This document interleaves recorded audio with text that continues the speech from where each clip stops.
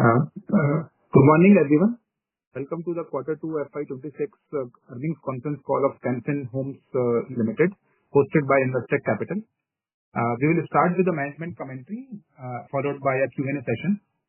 To discuss the financial performance of Can Fin Homes and to address your queries, we have with us Mr. Suresh Iyer, MD and CEO, Mr. Vikram Saha, Deputy MD, Mr. Prakash, President, and Shri Abhishek Mishra, Chief Financial Officer of the company.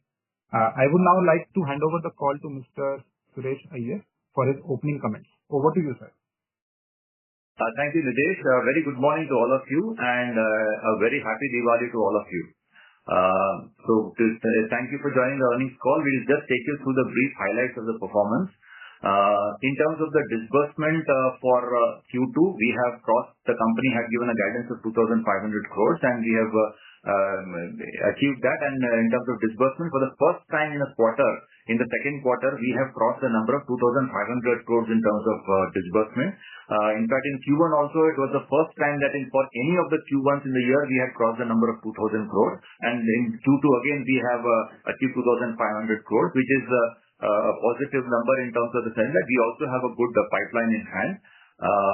The second, in terms of disbursement, we have also had a good performance in Karnataka as well as Telangana, where the company has had problems in the past.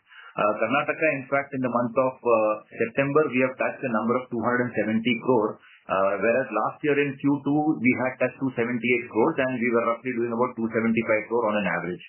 So we are almost back to that number, and the state has recently announced made a couple of announcements. One is that B Khata properties can also be converted to A Khata, and second thing is even for other properties, E Khata will be possible within 15 days' time. So that is that article has also come. So we are positive that Karnataka should continue this kind of a trajectory. And with that, we should definitely be positive by the end of third quarter itself in Karnataka for a YTD business.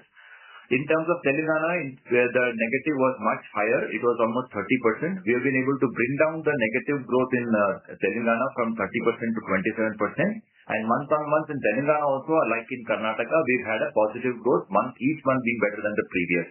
But Telangana will take a little longer time, so probably in Q4 is when we will move into the green. In terms of AUM, we've had a slightly higher prepayment, because of which our AUM growth has been a little lower. In fact, it has slightly dropped below 9%. However, this 200 crore additional prepayment that was witnessed is not entirely because of takeover also. Detailed analysis shows that it's mainly while 120 crore prepayment and loan closures are increased, which may not necessarily also be because of takeover, but closures are increased by 120 crores, but the remaining 80 crores is because of customers paying more than the regular EMIs and reducing their liabilities, but the loans are still live in our books. So that gives an indication that probably the cash with the lying in the hands of the people has improved. So we see that it might help us in terms of the collections as well, if the general cash on the system or the availability of cash with the customers has increased. And that prepayment or this 120 crore loan closures is predominantly, or mainly 40% of that is mainly in one particular state of Telangana, where we have witnessed a surprisingly higher prepayments. In terms of delinquency, as we had indicated or as we had guided, that we would like to bring the number below 3,900 crores. So we have achieved that as well. And our overall delinquency has come to 3,850 approximately. So that's almost 130 crore reduction in absolute value in delinquency. And this delinquency has been almost across the board, because SMA 0 has also reduced, SMA 2 has also reduced compared to last quarter, and NPA also there is a marginal reduction. As a result of this, our credit costs have been very, very low. In fact, only for the growth we have had to provide for the provisioning of 3 crores. Otherwise, in terms of the delinquent accounts, there is almost nil kind of a provisioning that we've had to make in this quarter. Going forward in Q3 also, we expect that our delinquencies might slightly come down. The reduction in our SMA 0 means that we will be able to devote more time for higher buckets as well. And we expect, as we had indicated last year, we have seen the result in Q2 reduction, in our SMA-2 reduction. In SMA-1 and 2, we also expect that in Q3 we might slightly be able to bring it down. So we are targeting around 3,750 kind of, so almost another 100 crore reduction in SMA in Q3. So which means that in Q3 also our expectation for our credit cost is going to be quite low. Not to mention that, our NPS will obviously come down. March is also a month which will see a lot of reduction in Q4. So that may again help in Q4, but at least in Q3 our expectation is that we should be able to bring down our delinquency by another 100 crores in absolute value. The quarter highlight, of course, has been our improvement in NIM. The spread has also improved from 2.62 as at the end of Q1 to 2.79 as at the end of Q2, and our NIM has also crossed 4%. Mainly this has been driven by the fact that we have achieved the entire 100 basis points benefit in our repo rate cut in across all our bank borrowings. As at the end of the last quarter, that is Q1 earnings call, we had indicated that there is at least one large term loan where we are yet to receive the benefit, which we received in July and August. So that has also helped us. Going forward, we have received a NHB sanction, a refinance sanction of 1,500 crores. And the indicative rate that we see, that we have been informed, is approximately 6.8% for that on a blended rate, including the affordable housing and regular refinance. So that means we will get some rate advantage because of this refinance borrowing also in Q3. And not to mention that effective July, NHB has also announced their PLR rate cut of 30 basis points. All our variable rates, which is approximately around 3,000 crores of NHB refinance in the regular category, is on variable or floating rates. So over the next 2 quarters, this 30 basis points will also be experienced in our books. However, in the current quarter, we had almost 8% of our loans moving from annual reset to quarterly reset. And as of the end of the second quarter, we have 59% of our loans still continuing in annual reset, which means this 59% in the next couple of quarters should also move to quarterly reset, and there would be a slight rate benefit which will pass on to such customers. So I guess this NHB refinance rate benefit as well as this PLR rate cut of NHB might probably be offset by this movement from annual reset to quarterly reset.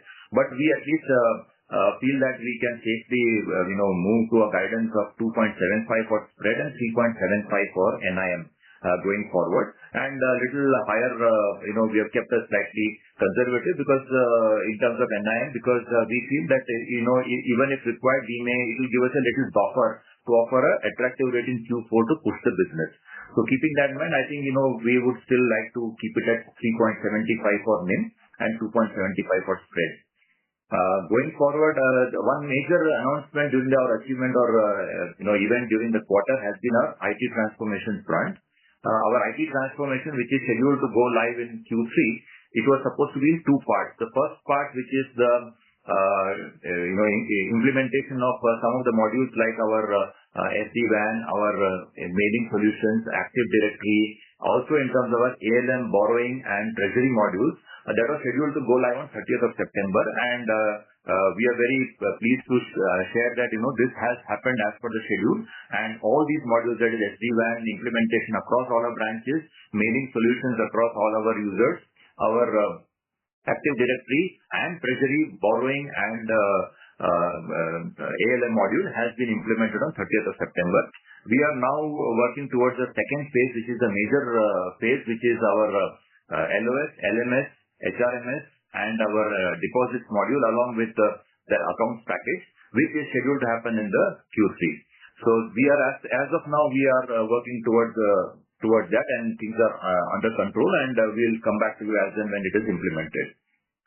For the third quarter, in terms of guidance, as indicated, our spread and NIMs, we would like to restate it at around 2.75 and 3.75. Delinquency, since our total delinquencies have been coming down, and Q3 also we expect it to be down. So our credit cost, I guess, would be a little less in Q3, similar to Q2. So that should help in overall our credit cost for the year also are likely to be lower than our guidance of 15 bps. Disbursement, as we have a IT transformation schedule for this quarter, we would like to take that into account, that while everything has been under control as of now in terms of the IT transformation, but this quarter we will also be required to give training across in branches to our staff. We will also be required to go live, so that will affect a couple of days. So while with the 2,500 crore disbursement in Q2, one would have expected it to move up to 2,800 or thereabouts in Q3, but we would like to make to push for 2,500, which will be more realistic, because we have to take cognizance of the fact that there's an IT transformation. So for Q3, we will push for 2,500. However, our sales team impact has been positive. It has been doing well. And this quarter also, they have contributed to almost 7% of the incremental business. And our productivity of the sales staff has also been quite healthy. So therefore, while Q3 we are looking at a slightly moderated disbursement target, but in Q4 we will push it up so that we hold our guidance in terms of 12 to 13% AUM growth and 10,500 overall for the year disbursement. So that's in short our brief of the highlights of the Q2 performance. Once again, wishing all of you a very happy Diwali, and I leave it for question answers. Thank you. Thank you, sir. We will start the Q&A session now. Participants, please raise your virtual hand to ask your question. We will prompt the name of the person based on the queue, and we will unmute the participant. Participant, please unmute yourself post we have announced your name so that you can ask your question. As the first question is from Sukrit. Sukrit, please, I'm unmuting you. Please unmute yourself to ask your question.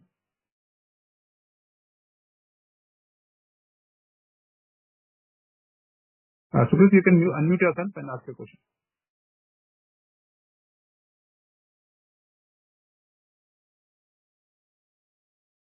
Yes, good morning to the Canfin teams. Am I audible? Yes, you are audible. Please go ahead. Yes, sir. Good morning. My question is, since Canfin Homes has outlined its focus on expanding affordable housing finance, what are the biggest execution challenges you foresee in scaling this segment, especially in terms of credit quality, regional penetration, and regulatory alignment? How is the organization preparing to overcome these while maintaining growth momentum in its customer trust? Thank you. Sure. See, actually, the challenges, or I would say for this affordable housing business or housing business per se also, I think it is ground presence of feet on street, which is a critical aspect. And so far, Canfin has not had a sales team or a feet on street channel, and it's been more reliant on the DSA channel. So while the DSA channel has been very good for us, but our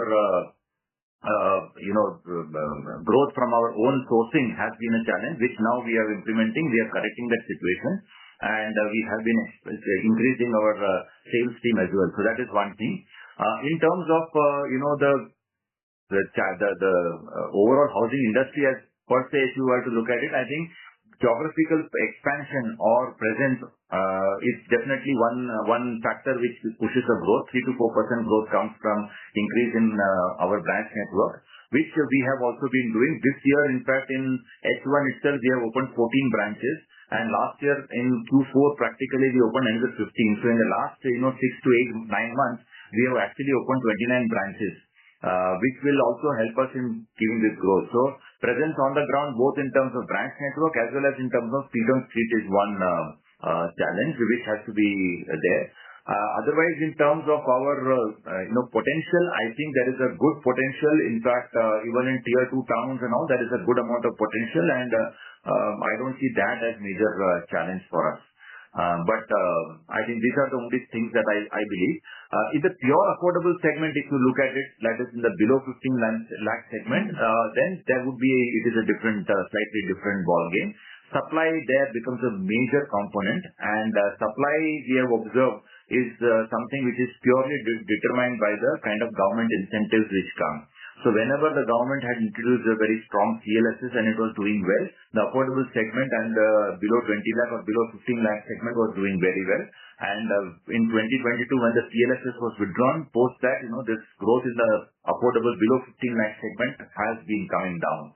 So I think that is, if you look at the below 15 lakh, and for above 15 lakh and the regular segment or the average 2 BHK kind of a segment, I think there it is purely the geographical presence and feet on street. Thank you. And my final and last question is around margins. Now, with the rising cost of funds and competitive pressure in the retail lending, how are you planning to protect the margins, especially in terms of liability mix, branch productivity, and operating cost control? What kind of financial planning has been put in place to sustain the profitability without compromising growth? Yes, sir. Thank you.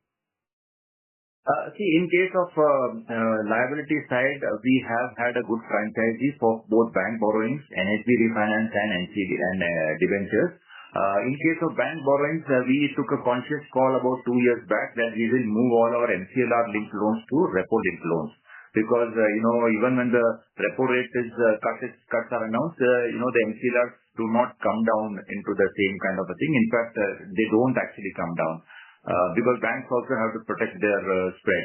So we consciously moved, and that has helped us in our liability or cost of borrowing management.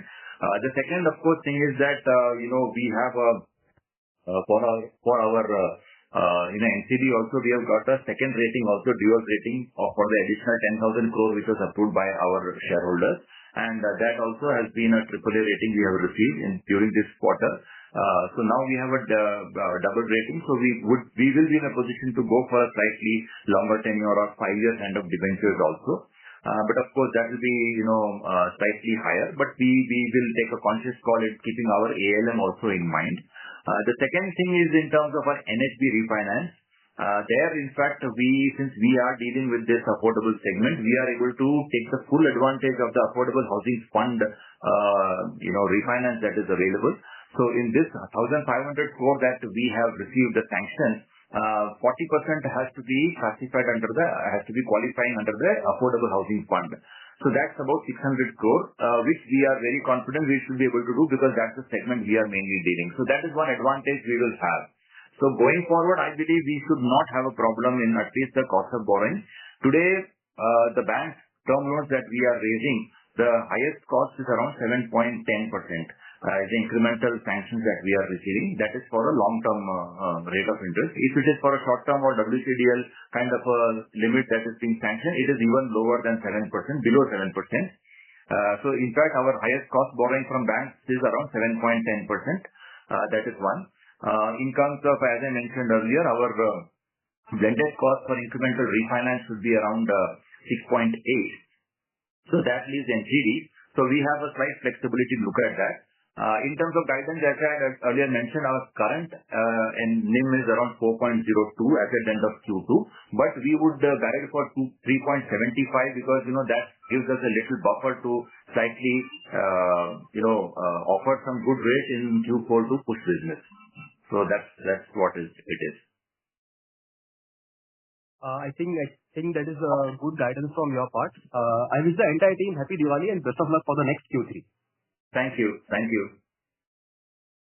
The next question is from Shripal Doshi. Shripal, please unmute yourself and ask your question. Hi, sir. Thank you for giving me the opportunity. My question was pertaining to lending rates. So far we have taken as on July, I think 25 basis point rate cut. Anything further that we are planning to do on the asset side, let's say with respect to passing on the rate benefit? So overall, the implication of the same on the margins in Q3 and Q4, and also you highlighted that 59% of our loan book is still at annual reset, so which will also shift to quarterly reset. So just some color, a little bit more detail on that front as well. Thank you. Sure. See, actually, in the last quarter guidance earnings call, we had mentioned that we may probably look at a rate cut of another 10 basis points in the month of September. So we passed on 10 basis points to our existing and new customers in May, another 15 basis points in July. So we were looking at something, but as you know that, the bond rate slightly went up by about 7 to 8 basis points because of the geopolitical situation. So we felt that, we'll hold on to the rates. And I think, since no other NBFC or HFC other than us and LIC has done the rate reduction for existing customers, I think the market is also fine with that. So I guess we will probably look at that. However, yes, as I mentioned, there will be some movement because this quarter we have seen now 8% of our customers move from annual reset to quarterly reset. So if this trend continues, another about 8 to 10% will again move in Q3. So in which case, there will be some impact, which will be offset, as I said, by our NHB borrowing, which we would like to do. And so I guess, that will take care. But in Q4, we might look at some kind of a rate cut depending on our, prepayments and our disbursements to see if we can push growth because, we would like to definitely ensure that it's there. And Q4 generally also sees some kind of offers from all the players in terms of maybe some year-end offer or, processing fee waivers and things like that. So we will react depending on how the market behaves. Got it. So that is helpful. And so the second question was on, let's say the momentum in Karnataka and also Telangana for us particularly, wherein we've also seen higher prepayments. So are we back to 300 crore disbursement per month in Karnataka and also in Telangana? How do you see things shaping up incrementally with respect to getting back to 140, 150 crore disbursement per month? Or we will try to compensate the loss here by growing in some other northern states? Just some thought process on this. Sure. See, in case of Karnataka, 300 crore now is definitely possible in a kind of a monthly disbursement. That is what we will be aiming for, if not now, at least by Q4. Because this month, and that is in the month of September, we have touched 270 crores for Karnataka disbursement alone. And last year in Q2, we had done an average of about 275 and we had touched 278 crores. So therefore, we are almost back to that kind of a number now. And with the two announcements that I just shared, we feel that, the registrations will also happen faster. And in this quarter, with this kind of a 270 crore to 80 crore kind of a disbursement also, we will easily be able to not only, move back to the green, but we should be able to do a 3 to 4% YTD growth in Karnataka by the end of third quarter itself. Because last year in Q3 was badly hit because of we were almost doing 150, 160 crore only average disbursement in Karnataka because of the e-Khata. So if we are able to do 270, 280 crore average disbursement per month in Karnataka, it will be a big, support for us and we should be able to do that. Karnataka definitely is looking positive. Again, the announcements have come and let's see how soon the government is able to implement it and we should be able to do that. Telangana also, in fact, in this month, in September, we were able to cross 100 crore for the month of Telangana. But Telangana, I would still feel that, 140 is not a number we would want to touch. We'll be happy with 120, 125 crores. Because, that is a state where, our delinquencies are also, as I had mentioned, slightly moved up. So we would like to focus on that as well. And Telangana, right now, the Hydra impact, while it is still, at least it is not there in terms of the fear of the customers, but at least, in the growth, we need to still see the construction activity improving or picking up to the old levels. Because at the end of the day, it is only what is constructed can be, financed and things like that. So for us, it also depends on how the state, pushes in terms of the construction activity. So Telangana, we will be positive by Q4, but at least we may not touch 140 crores. I think we'll be happy with about 125 crore average disbursement per month in Q4. As far as the other zones are concerned, we have a good growth coming across all our other zones.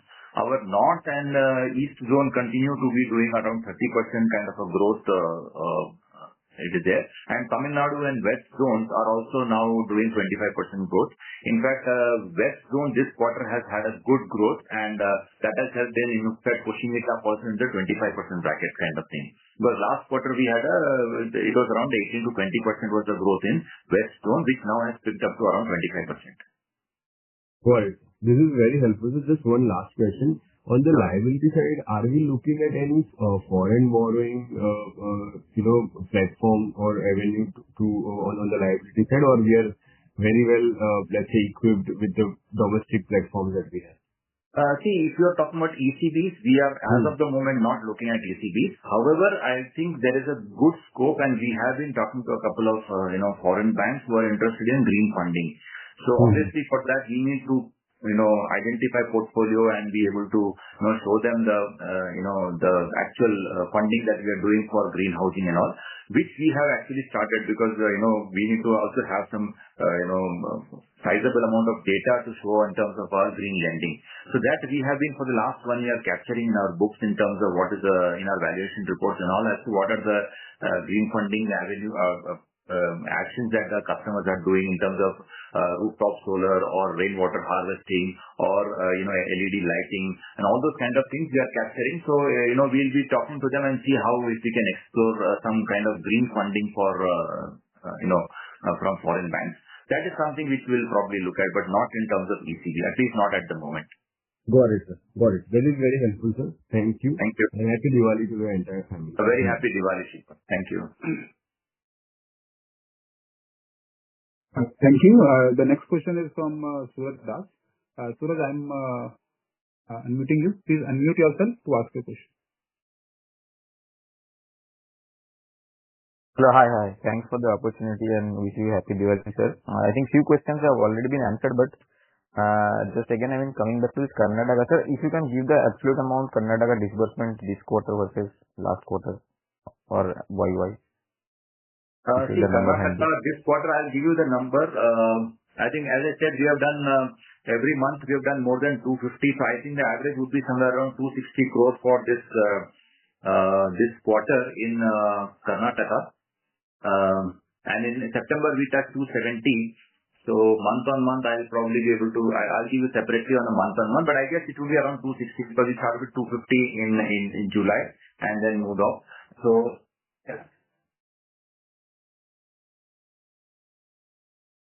Yeah, I think it would be around between a little less than 260 crore is what would be the figure. Sure, sir. Understood. And sir, in terms of BT out or BT in, have you seen any change in the trend there? See, not as much in other states, but Telangana, as I mentioned, we have got 120 crores. So see, BT. We have been capturing the data of prepayment, whether it's a part prepayment or full prepayment.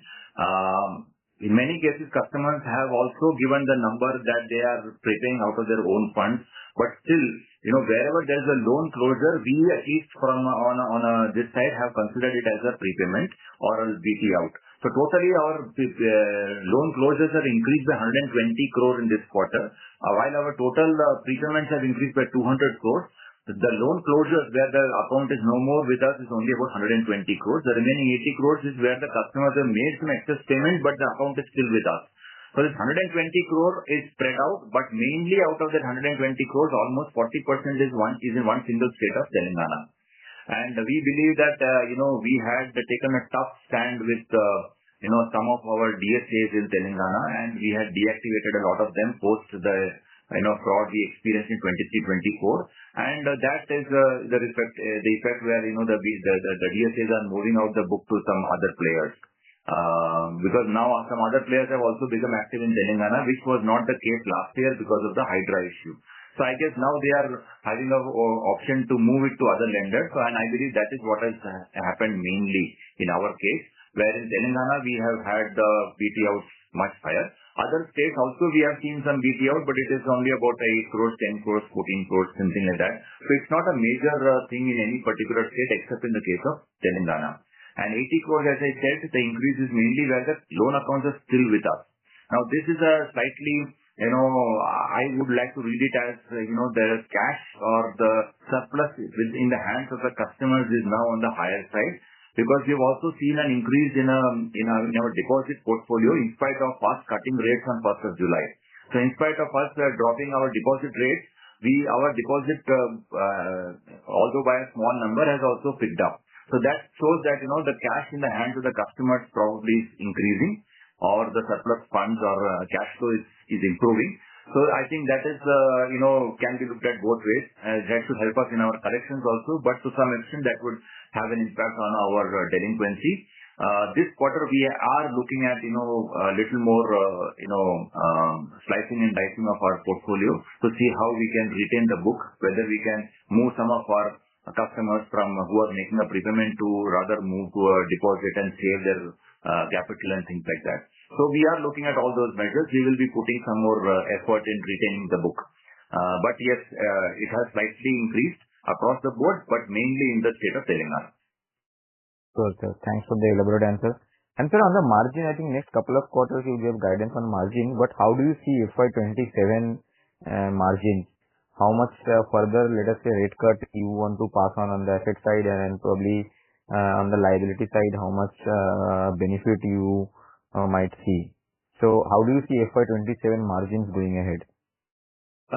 Frankly speaking, the kind of, this geopolitical things that are happening, there has been a little bit of volatility. So we have actually not passed on this thing. But if, keeping in mind that, inflation has been so low and if the repo rate cuts do come, then in that case, yes, we will pass on to our customers at that point in time. And so another 10 basis points or something we can definitely look at if the next rate cut happens. But as of now, what we see is that in Q4, liquidity pressure will also result in slightly the borrowing costs going up. So we don't want to, act in haste and do some this thing which will affect our spread in Q4. Sure. But can you see margins moving north of 375 basis point going into FY27?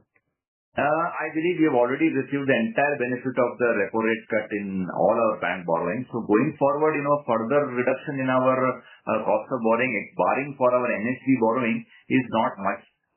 There's not much scope left.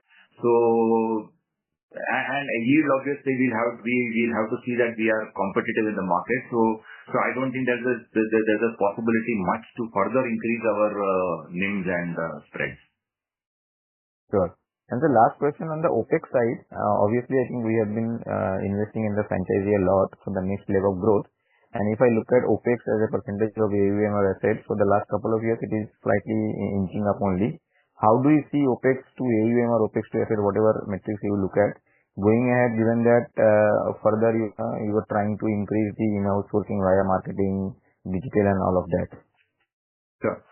See, in case of OPEX, we have invested in two things. One, of course, in our own sales team. The second is in terms of our IT. Okay. The IT is going to result in an additional cost, net cost increase of about 40 crores from next year onwards. So next year, at least our cost to income ratio we expect should be around 19.5 or 19 to 19.5 is what it will be next year. Because current year, whatever spending we are doing is getting capitalized because it is still in the implementation phase. So that is one thing. In terms of our sales team, of course, we are investing in our sales team. We are investing in a branch expansion as well. But I think that is not something which is going to be major impact. And having said that, from next year at least, once our IT is implemented, we should see some good, reduction in our,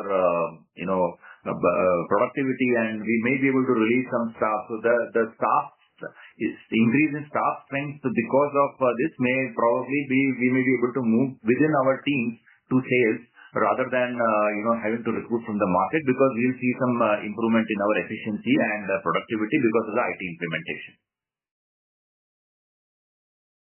Sure, sir. Understood. Thanks so much. Thank you. Thank you. The next question is from Prithviraj Patil. Prithviraj, please unmute yourself. Yeah, hi. So I have a question on the DA or the co-lending arrangements that we have. So we were going to incorporate a policy in 3Q.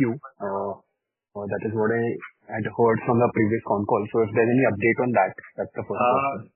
No, in fact, that's a good point. In fact, we had indicated, but we have not done in this quarter. We have not been able to get the policy done.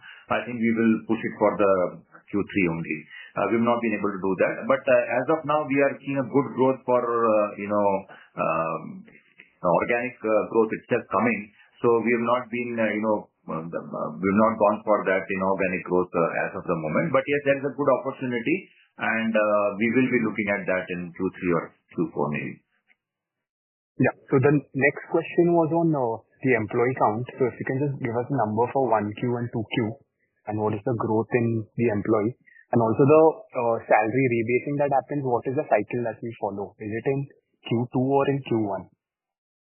See, the salary increase is just like, in other PSUs and all. Our salary hikes used to happen once in 5 years, which we have now changed it to once in 3 years. So we had it in the beginning of FY26. So the first quarter itself, we implemented it. And the idea is that every year, whenever it happens, that is once in 3 years, it will happen in the first quarter of the year. So we've already had that impact in the first quarter. And in Q2, it's just been the same as Q1 in terms of the salary expenses and all. There's not much of a change. So that is already incorporated into our this thing. In terms of our total team strength, we have about 1,312 people. 1317, sorry. 1317, which was 1134 in September 24, and which was 1184 in March 25.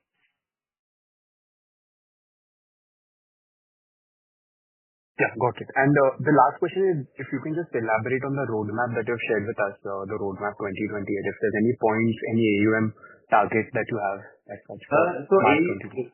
Yeah, sure. See, so we have given that slide in our presentation where we have given the 4 pillars where we would like to work on and where we are moving in terms of each of these 4 pillars. That is geographical concentration, South versus rest of India, product mix, segment, and sourcing. So now, the one point that you mentioned is about the AUM growth. So this year we are looking at 12 to 13% AUM growth, but next year onwards we would definitely like to work at 15% at least kind of a AUM growth. That's the kind of growth we are looking at in terms of for the so FY27 and FY28 should be 15% AUM growth. Got it. Thank you. Thank you. Thank you. The next question is from Kushan Park. Kushan, I have unmuted yourself. You please unmute yourself and ask your question. Yeah, thank you for taking my questions. Just again on the margins. So we spoke about certain PLR cuts, etc., that we got in the NHB side, which is the only bit of borrowing cost reduction that we expect now going forward, which should be a few basis points at best. We were at about 2.9% spread in 2Q, and we are guiding for 2.75. Should we expect that over the next 2 quarters, as we push for growth in Q4, we should be at that 2.75, and that should largely be driven by lower yields? Is that the thought process? And from a longer term perspective, you also said that F27 we may pass on another 10 basis points. So should we expect that next year on 265, a spread of 265 is more sustainable over the long term? If could help us understand. So if you actually look at it, our spread at the end of Q2 is 2.79, but our standalone Q2 spread is around 2.93. So that being the case, same way in terms of our margin, for the quarter margin is 4.02, whereas for Q1 plus Q2 put together, it is 3.83. So basically what, there is a little bit of a buffer in terms of our this thing, because if the same kind of borrowing continues in Q3 as in Q2, where we are able to raise at 7.17 as against the blend, the entire 6-month borrowing cost of 7.29, then in that case, yes, there is a little buffer there also available.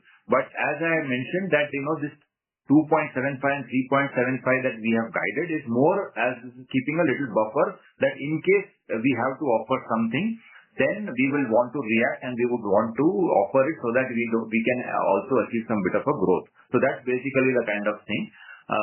Whereas having said that, today in Q2 also we have seen a good amount of organic growth opportunity, and we would like to therefore see that if it continues, I think we may, it's more of a buffer that we would like to hold on to.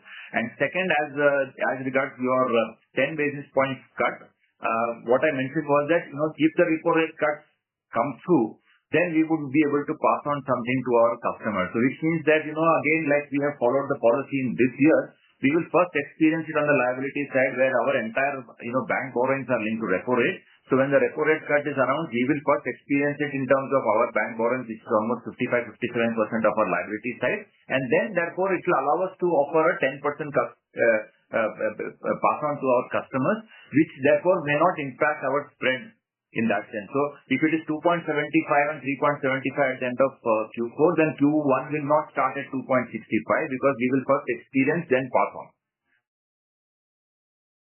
Understood. So the way to think about this is 275 is the base. Given the benefits that you have seen in 2Q, it could be higher also for full year.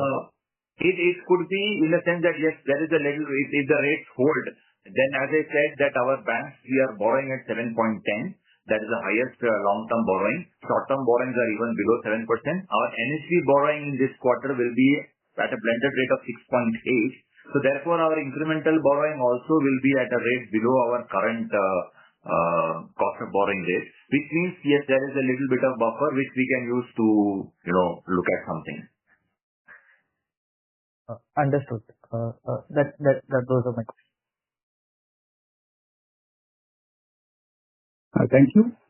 The next question is from Abhijit Tibrewal. Abhijit, please unmute yourself and ask your question.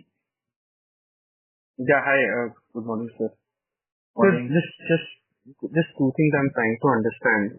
First things first, earlier in the call you spoke about 10,000.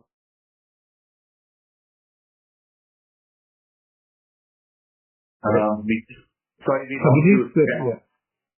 can't hear you. Yeah, is it better now? Yeah, please continue. Yeah. So, sir, I was asking earlier in the call you shared that we are guiding for 10,500 crores of disbursements in FY26, right? Is that understanding right? And 12 to 13% growth. That is correct. So see, Q3 we are still guiding for 2,500 crores given the IT transformation. What numbers are we thinking for Q2FY26? That has to be substantially higher than 3,000 crores, right? That is correct.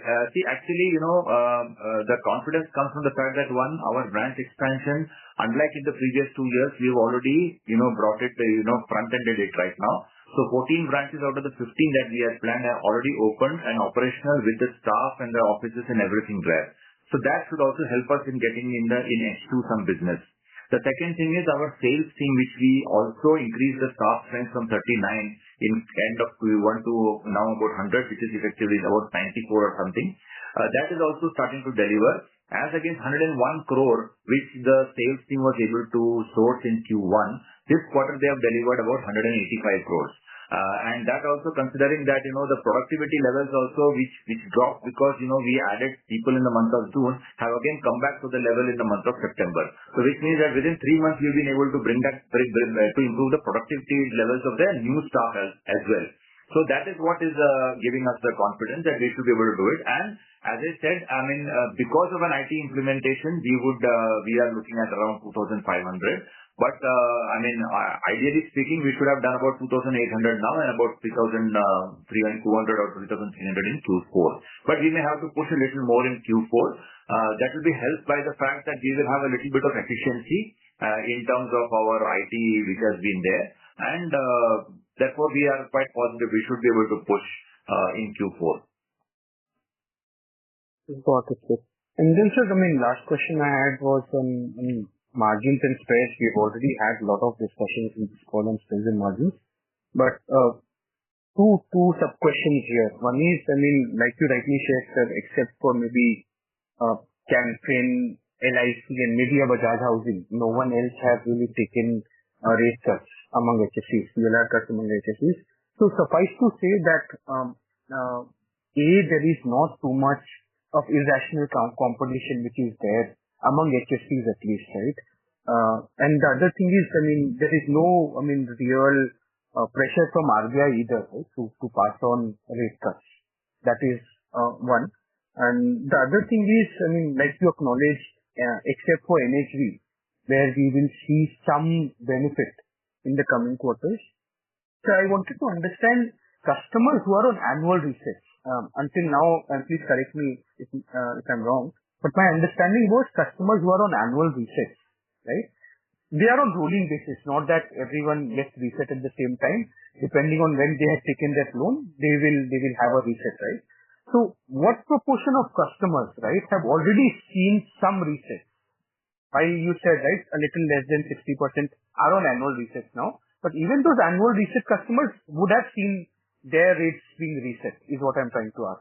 So if you could help us understand out of the total book, right, what proportion of customers have already seen some resets, right? Sure. And to that extent, right, whenever the full set of customers see at least one cycle of resets, right, suffice to say that going forward, like you said, in addition to some of the buffer that you are keeping for yourself to push growth in 4Q, from here the margins compress, right, for the next few quarters, margins and spreads compress for the next few quarters, because of these customers who will also see resets, who are currently on annual resets. Sure. So firstly, what you mentioned about this rate cut, whether there is irrational pricing. So there is, you're right, there is not majorly nobody is, rushing to kind of pass on the rates, or anybody is rushing to give the kind of offers that used to be seen earlier, because everybody is now conscious about the profitability, and there is a lot of pressure to also maintain and do this. So that way, in fact, the responsible corporate, we have been one of the very, very few to actually pass on to our customers, which I'm sure we will get the benefit. Our customers will also appreciate. As regards the second, yes, there is not a kind of a pressure from RBI, but there is a general feeling that people should do it. So all the PSU banks have done it, LIC has done it, so have we have done it, and LIC Housing has done it. But in case when it comes to NBFCs and HFCs who are not directly coming under the RBI or anything like that, there in fact, yes, definitely, the RBI is not kind of putting so much pressure for any rate cut. And as I have mentioned, I think I have been mentioning again and again that the RBI has taken a view that since the prepayment penalty has been removed, and customers can move from one lender to another lender without any cost implication. Therefore, whether you pass on or not, customers will take a conscious call and will move. And to that extent, the RBI has also brought in the key fact statement, which has to be sent every quarter. The updated, quarterly statement and everything has to be done. So basically, the transparency and is being increased, and everybody is following that guideline, and because of which now the customers are more aware, and they are in a position to take a decision, and they are free to move without any prepayment penalty. So I guess the RBI should be, at least the objective, if not entirely met, is at least met in the sense that customers have the flexibility now. So that is not so much of a problem. The third, as regards, the annual reset. This quarter, we had as at the beginning of the year, we had 72% customers who were at annual reset. In the first quarter, it moved down to 67%. Which means that only about 5% customers moved from annual to quarterly, and whoever moved from annual to quarterly got the entire benefit of the lower rates.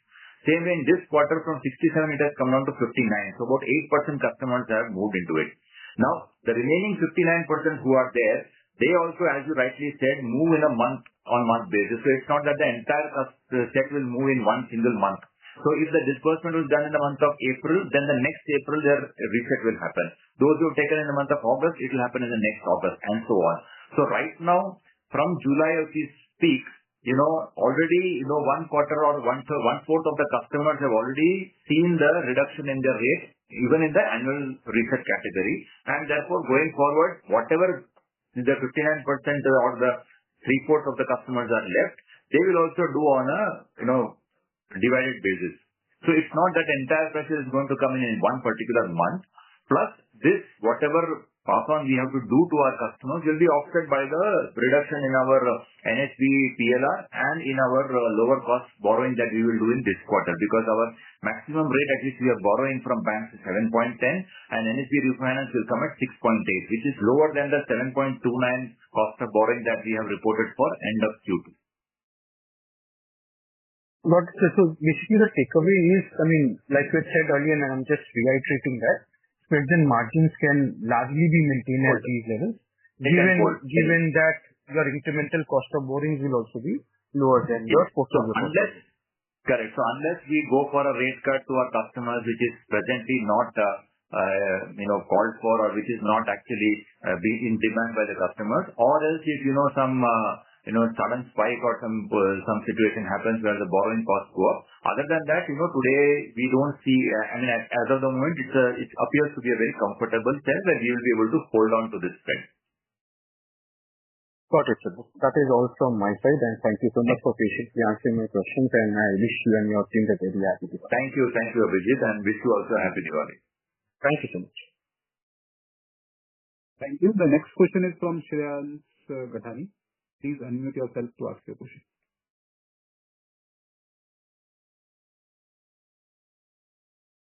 Shreyans, you can unmute yourself to ask your question.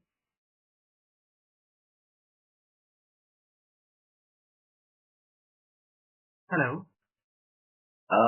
Yes, Shreyans, we can hear you. Hi, I just had a couple of questions. So the first one was on the strategic roadmap. So I see that one of the biggest changes that we'll be seeing is going from the salaried professional mix going lower to self-employed. So how do you see this, in terms of the credit quality that we have currently versus what you would foresee, in the future? Seems like we should be seeing some kind of deterioration from now, but I could be wrong. If you could just give some color on that overall, even the geographic mix and the housing to non-housing ratio, going lower. So if you could give some color on how do you see credit quality? Actually, two things here in terms of our SENP. One, this reduction in our NPA that we have seen in this quarter has entirely been in our SENP book. That is, in fact, our salaried book, our gross NPA in our salaried portfolio is around 0.68%, whereas in case of our NPA, in our SENP is higher than 1%. That's why our blended it is 0.94. But in this quarter, whatever that 378 crore has come down to 372 crore, the reduction has been in the SENP category NPA in absolute value. So that is one thing which indicates that which actually all supports the fact that general cash flow in the market seems to be slightly improving, because one, the SENP repayment has started coming, the prepayment or the excess payment made by the customers is also slightly increased, plus our deposit base has gone up. So that is slightly an indication of that. That is point number one. And second point is that we have an internal credit scoring methodology. So basically, it is not that we only look at the category, and though we are charging 0.5% higher, but we do have our CIBIL score and all other parameters that we look at. Today, if I have to give you the figure, our in terms of our CIBIL score category, we have almost 86% of our customers who are having a CIBIL score of more than 700.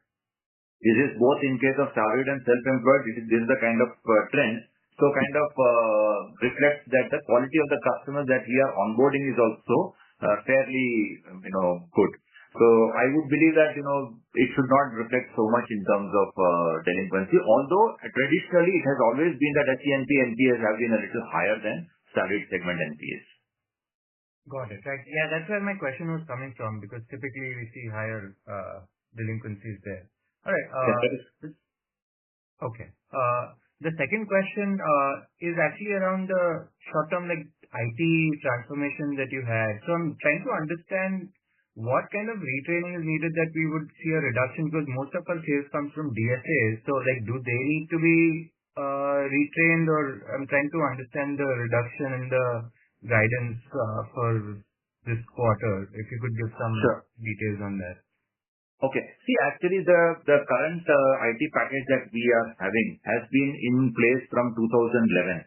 So that clearly shows that for the last, 12 to 14 years, the team has been only working on one single software. Okay. And therefore, a lot of changes are expected in terms of not only the UI UX, but also in terms of the process flow, the methodology of impact of doing any of the transactions that our staff have been doing. So that is something which will require a little bit of getting used to. That is one thing. And that will also mean we'll have to give all the staff clear training in terms of the entire new UI UX, the new flow of transactions and everything. Secondly, we are also adding a lot of additional features into this, obviously, because it's the latest up-to-date kind of a market software that we have we are onboarding. So obviously that will mean that, a lot of new learning will also be there for the staff. So it is just, getting used to the kind of thing. Otherwise, basics of the business don't change. And so that is where the training will be required, where our teams will have to go through all those things. And there could be some teething problems, like in terms of some wrong way of doing things. This system is stuck. We'll have to be guided of helpless. We'll have to step in and tell them how to get through this particular activity and all. So basically those things where we will have to do it. Obviously, when the training happens, at least, the implementation happens, at least there will be a 1 or 2 days where there will be a rollover from the old package to the new package. So there will be a system downtime also. Obviously, we will try to, align it with a kind of a Saturday, Sunday kind of a thing where, it's a holiday and we will try to do it in that sense. But still, that kind of a buffer is something we will have to factor in those things. IT transformations, while fingers crossed, we would like to have everything going fine, but you never know, you'll have to slightly take an act funny. Got it. That's very helpful. And my last question is on the geographic mix. So just trying to understand what is driving us just in the north, not the east-west, and are we indicating that we don't want to grow?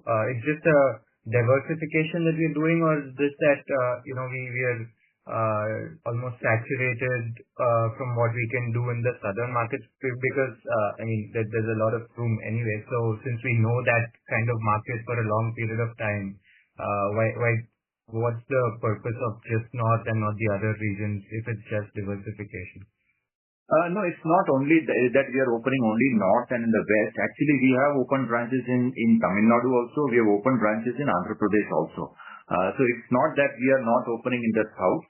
But considering that, if you look at the breakup, we have the number of branches in the south is much higher compared to that. 4 states are having almost 70% of the branches or 65% of the branches, whereas entire large states, including Maharashtra, including Delhi, including Gujarat, MP, Rajasthan and all, and UP, which is now doing very well. In spite of all those large states also, the number of branches was a little less. So we are having more number of branches opening in the north and west, but not that we are not expanding in the southern geography. Only Telangana and Karnataka we have consciously not gone for an expansion, because today, the growth itself is a little bit of a issue because of the e-Khata issue and because of the Hydra issue.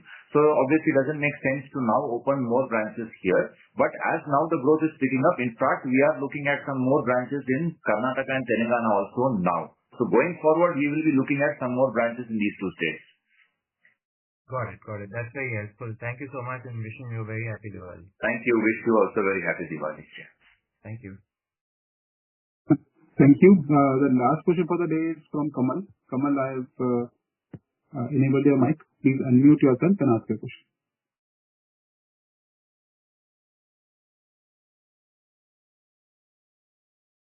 Hello. Hi. Thank you, sir, for the opportunity. While most of my questions have been answered, just a couple of questions. Firstly, what is our incremental lending rate to the customers?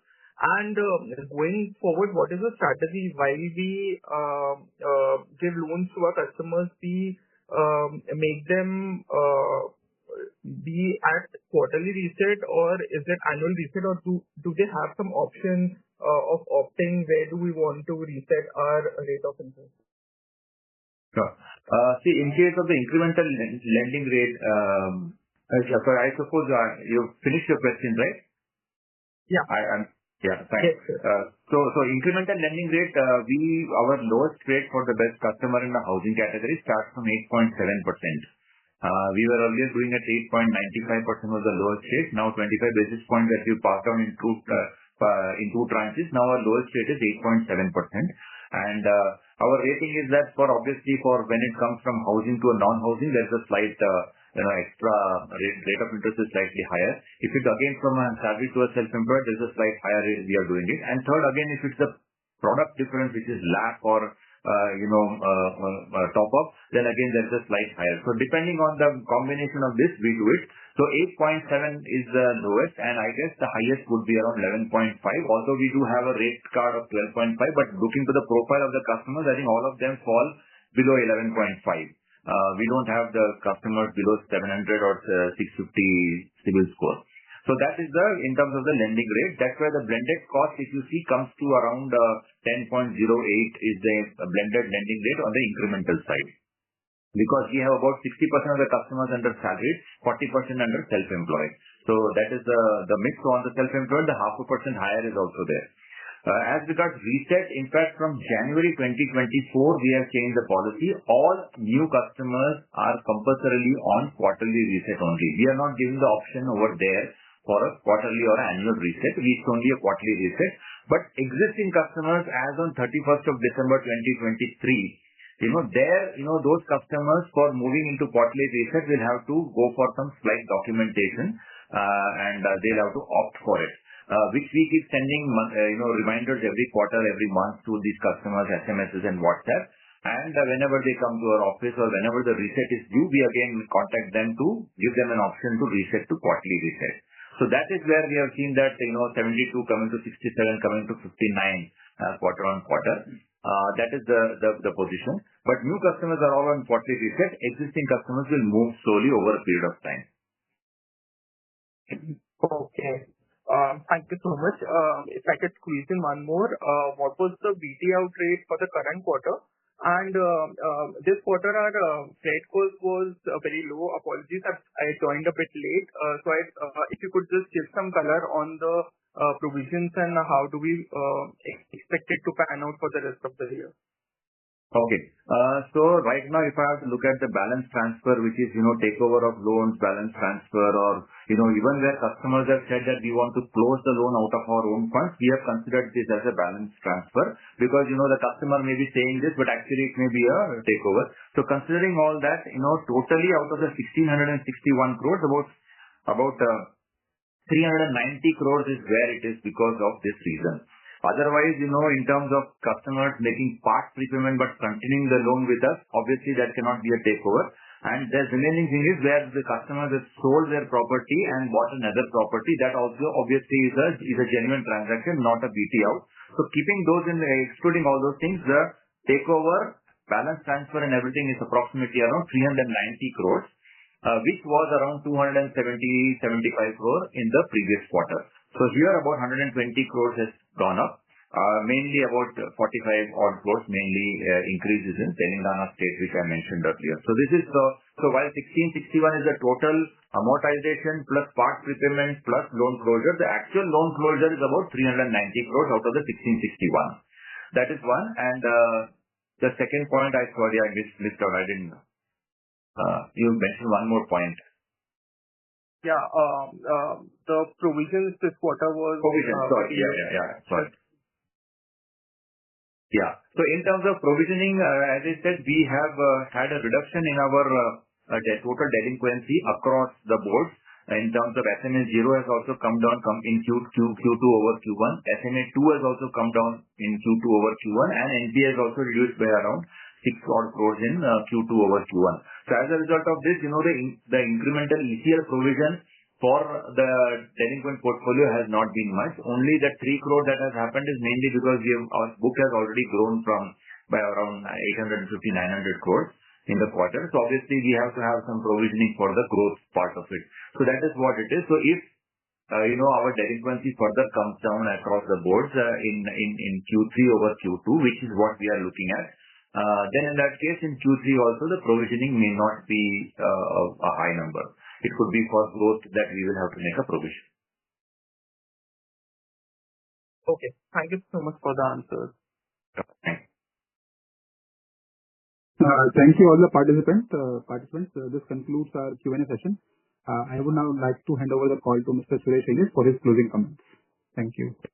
Yeah, thank you, Nidesh, and thank you to everyone for joining the earnings call of Can Fin Homes for Q2 results. As explained, it has been a very interactive, and we have our CFO also here, Abhishek, or myself. We are there. So any further queries also you can get back to us. And otherwise, it's been a very interactive thing, and I hope we have been able to answer all your queries. Once again, I wish all of you and your families a very happy Diwali. Thank you.